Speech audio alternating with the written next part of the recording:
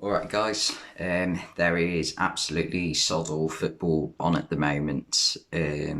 Between it's that awkward sort of 4 or 5 day period where there's no football and you're waiting for England to finish training and play a game.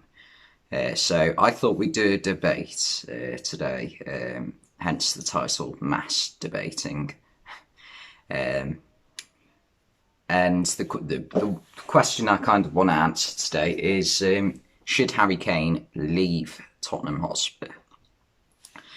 And there's answers for either. I mean, a similar case would be when I wouldn't say Alan Shearer's case is similar because he went to Newcastle, his boyhood club, and had already won the Premier League with Blackburn, so there wasn't as much pressure. But obviously, it goes back to my club, doesn't it? Steven Gerrard, 2005, just won the Champions League and was torn over whether he should move to Chelsea. He eventually decided against it, but had he have moved to Chelsea, then he would have won a lot more trophies than he did, because from that point on in his career, the only trophies he won, I think, were a UEFA Super Cup. He won an FA Cup and a League Cup, but that is it. Whereas at Chelsea, he would have won another Champions League, a Europa League, 3 Premier Leagues, and a few FA Cup and League Cups, which, yeah, is a lot more successful in the trophy department than he would have been, well, than he was when he chose to stay at Liverpool. So the question for Harry Kane is, does he remain loyal to his club? And I think for Harry Kane, it is a bit different because obviously we all know that growing up he wasn't a Tottenham fan. In fact, he was a fan of the team Tottenham fans hate the most, Arsenal. Like, there's photographic evidence, obviously. And so I wonder if that does play a part, but considering the fact that he has been at Tottenham for about a decade now, I think that would make some difference. So he clearly does have some commitment to the club. So does he remain loyal to his supporters, to the club that sort of believed in him, I guess, because he was with the Arsenal academy, but they turned him down. They chucked him out effectively. And I think we need to assess the options of where he could possibly go first. So obviously you've got PSG. They're going to be looking for a new striker soon. Like they haven't actually got to main out and out forwards other than Mauro Icardi, unless you count the what was his name? The one who was at Stoke for that one season year they got relegated. Cameroon he was, wasn't he? Eric Maxim Choupo-Moting, that's it. So I think Harry Kane just about beats him in the pecking order, doesn't he? So he could go there. That is an option. You're guaranteed a league title almost every season. Champions League, maybe not. Another option would be Real Madrid. You know, Karim Benzema's getting on a bit now.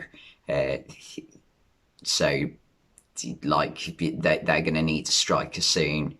They're one of, in my opinion, the 3 biggest clubs in the world: Barcelona, Real Madrid and Manchester United.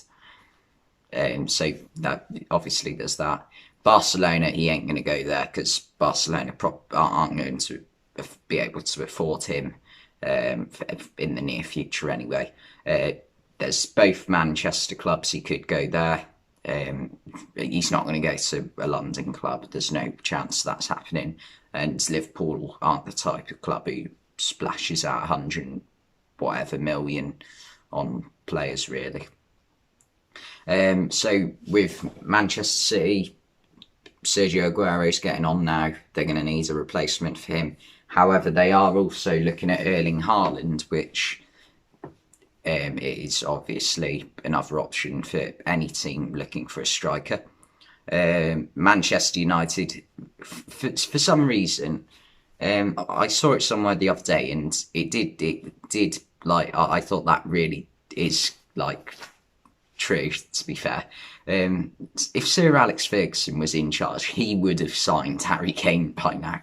Like it just does feel like a Sir Alex Ferguson signing, doesn't he? Like Jack Grealish would already be a United player if he was in charge, wouldn't he? And so I think at any of those clubs he is going to win more trophies than he is if he stays at Tottenham. With European success, obviously Manchester City's probably the most likely out of the four. The way they're playing at the moment anyway, they're the favourites for the Champions League this season. As long as they don't, they're playing Borussia Dortmund in the quarterfinals, so they're not quite a mediocre team, so City should be all right. They'll beat all the big teams, Real Madrid, no problem. Living Monaco, I guess Liverpool weren't really a mediocre team. We did get to the final. Who else did City lose to in the Champions League? Lyon last season, and the year before Tottenham, who did get to the final, to be fair. And so, well, yeah, I've gone off topic here, but I think if I was him, I would. It's that question of if he does win like a couple of trophies at Tottenham, they are going to mean a lot more to him than if he wins 10 trophies at Man City. So if I was him, I would probably stay. And I know that sounds ridiculous, but that's just the way I feel about things. If a club has given me this like big chance of like a lifetime and taken this risk on me, bringing me up, making me their next big thing in the youth setup, then you've got to show loyalty back to them, haven't you? Really? So that's just what I think. And he is their main man. Like they're going to like he's got no chance of losing his place at the team, has he, at all? So I would probably stay. And as we've seen over the past few years, when big teams make big signings, it doesn't always work out. Griezmann to Barca, Coutinho to Barca, Dembele to Barca. Who else? It's a big signing that hasn't worked out. Eden Hazard hasn't really worked out. João Felix hasn't worked out. Paul Pogba, you could argue, hasn't been 90 million's worth. Lukaku didn't really work out at United. Although I think with Lukaku, he's better than people actually make out at United. Like, in his first season, he did score 25 goals, or even more than that, I think, 27 or something. So he wasn't really a failure, but you get the point. Like, big signings don't always work out. So if I was him, I would be staying at Tottenham. If you disagree with that, please let me know in the comments. Just call me an absolute twat if you want for saying that. That's probably wrong in most people's eyes. But that's just the way I am, to be honest. Anyway, thanks for watching, and I'll see you next time.